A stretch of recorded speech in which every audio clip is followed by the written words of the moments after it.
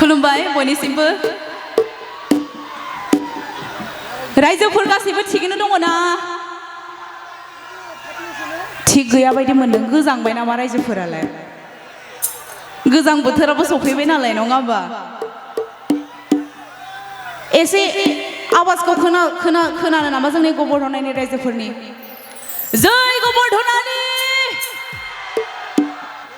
अ जोंना एसे सिगांथिं एसे सार्जालाय दं साबो मानसिफोरनिया रायजोफोरनिया दे जिरायग्राफोरनिया ना सार्जा जाथ'वाखै नङा होमबा नंगौना नङा थ' गिबियावनो दिनैनि बे खुंगा जिस्निथि बोसोर दुलाराय गबर्धना श्री श्री श्यामा फुजा फालिथायनि दिनैनि बे हारिमु मोनाबिलि आयदायाव नुजाथिफैनो हानाय जोंनि गबर्धना हालामनि दाब दाब जायगानिफ्राय सफैनो हानाय आंनि आंगोनिबो आंगो आंनि आइ आफा बैसोनि आंनि आबै आबौ बैसोनि आंनि बैसोआव गिदिर आंनि आदा आबौ आंनि बैसोआव उन्दै आंनि फंबाय बिनानाव गासैबोनिसिमबो आंनि गोसो गोरबोनि सिबिनाय खुलुमनाय आरो अननायखौ बावहरबाय আজিৰ এই সাংস্কৃতিক সন্ধিয়াত উপস্থিত হ'ব পৰা সকলো ৰাইজলৈ মোৰ আন্তৰিক মৰম শ্ৰদ্ধা যাচিলোঁ आसा फारियो दिनैनि बे हारिमु मोनाबिलि आयदायाव नोंथांमोन गासैबो आंजों लोगोसे मोसानानै हेफाजाब होगोन होननानै मोसागोन ना मोसाया रायजोफोरा আমাৰ নাচা লোকসকলে আছেনে নাই বাৰু অকণমান নাচি কিনে মোৰ লগত সহযোগ কৰিব লাগিব হয়নে নহয় जागोन ना जाया गिबियावनो गावनि खननाय दोंसे मेथाइ आं खननो आखायाव लादों दोंनै मेथाइ खनगोन बेनि उनाव एसे मोसानायथिं आवगायलांगोन आंहाबो देहाया बारा मोजां नङा रायजोफोर गोजां बोथोर सफैनायजों एसे लोमजानाय आरो गुजुनायबो जागासिनो बेनि थाखाय नोंथांमोना आंजों लोगोसे मोसानायजों लोगोसे खनफायोब्ला आरो बारासिन हेफाजाब जागोन ना जाया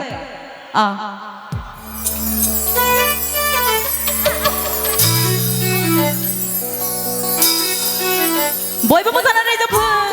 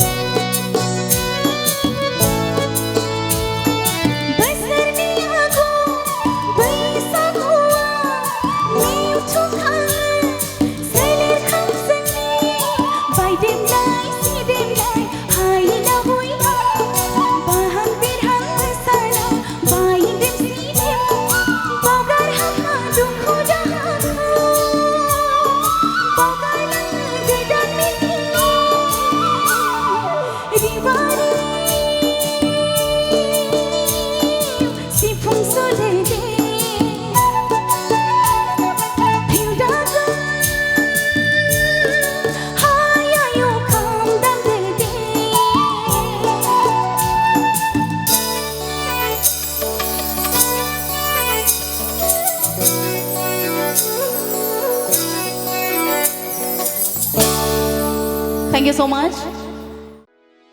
भिडिअखौ नायनायनि थाखाय साबायखर गोजोन्थों